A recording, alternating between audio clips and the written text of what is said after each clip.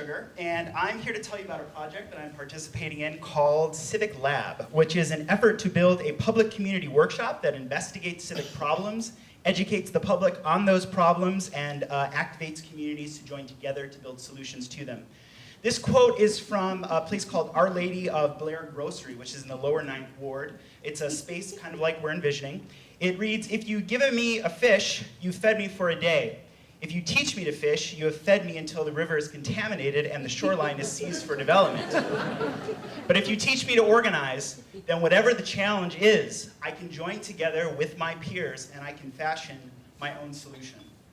This photo here encapsulates for me the same spirit but from a different angle.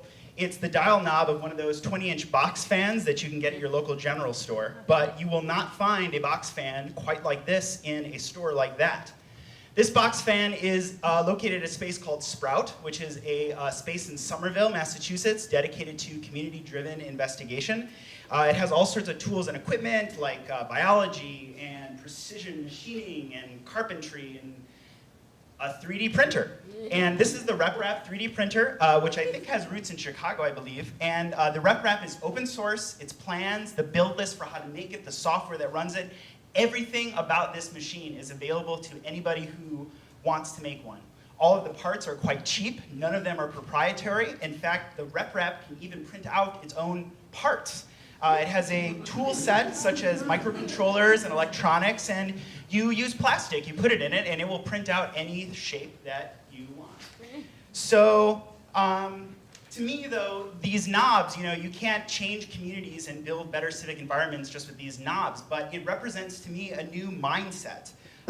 Taken individually, it says that we can use these tools to develop solutions ourselves. So this is an example of using this mindset called the Grassroots to Mapping Project. They, with a balloon, a digital camera, helium-filled balloon, a digital camera, and a boat, they went out into the BP oil spill and they mapped the entire spill when nobody else could.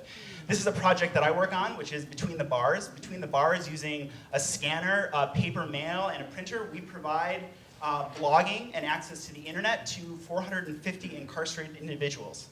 So industrial revolution paradigms continue to set the terms of civic engagement. Yet these ideas that I just showed you, they come from a different place, the growing maker and DIY communities.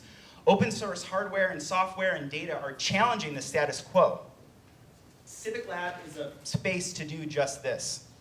Kind of like this 3D printer. Imagine this is CivicLab. CivicLab is a space like this 3D printer, but instead of tools for digital fabrication, it has the tools for civic fabrications.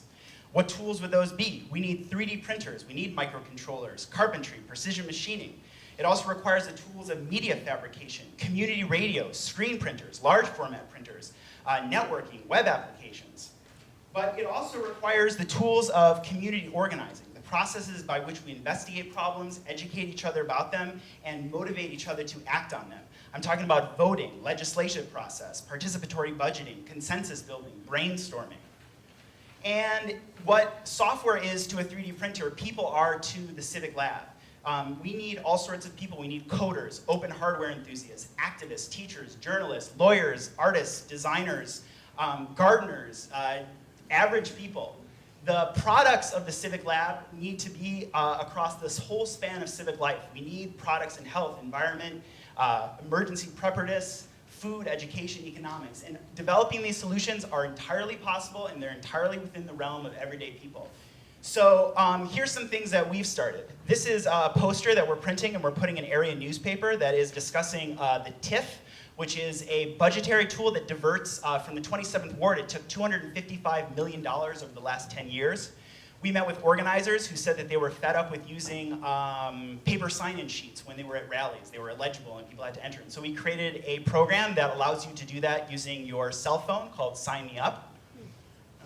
And we're also developing a civic calendar.